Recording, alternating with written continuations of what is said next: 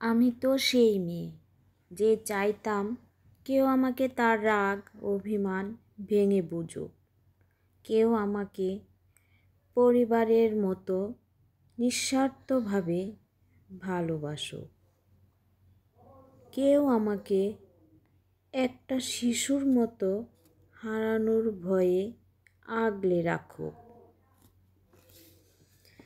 আমি সেই মেয়ে যে চাইতাম কেউ আমাকে তার সর্বোচ্চটা দিয়ে ভালোবাসুক এবং বিশ্বাস করুক, কেউ আমার কাছে নির্লজ্জ হয়ে সব কথা ভাগাভাগি করুক,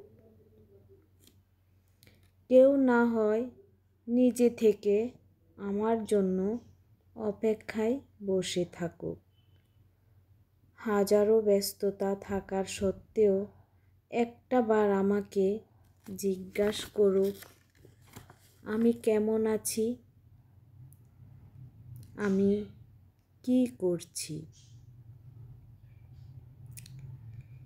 চেয়েছি তো অনেক কিছুই, কিন্তু একটা সময় পর বুঝলাম সেসব পেতে গেলে একটা মেয়ের ভাগ্য লাগে, যেটা আমার নেই।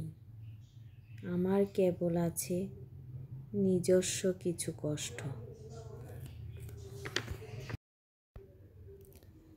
জীবনের এই পর্যায়ে এসে জীবনকে আমি এতটুকু বুঝেছি যে জীবন আসলে ধৈর্য ছাড়া আর কিছু না।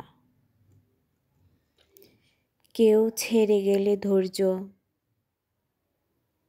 কেউ রাগ করলে ধৈর্য, কেউ আবার কুৎসা রটালে ধৈর্য, কেউ চরিত্রের উপর কুৎসা রটালে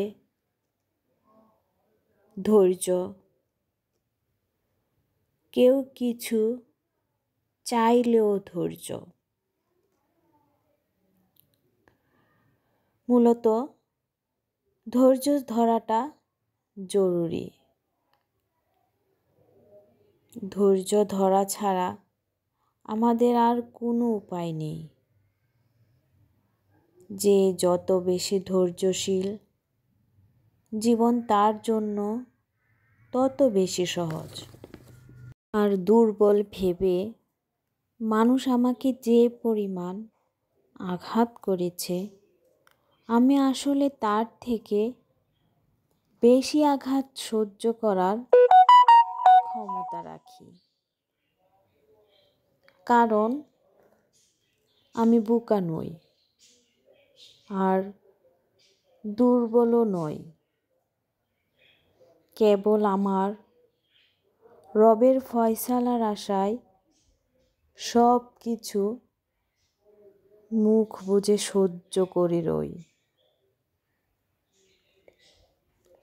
নিশ্চয় আমার রব উত্তম পরিকল্পনাকারী।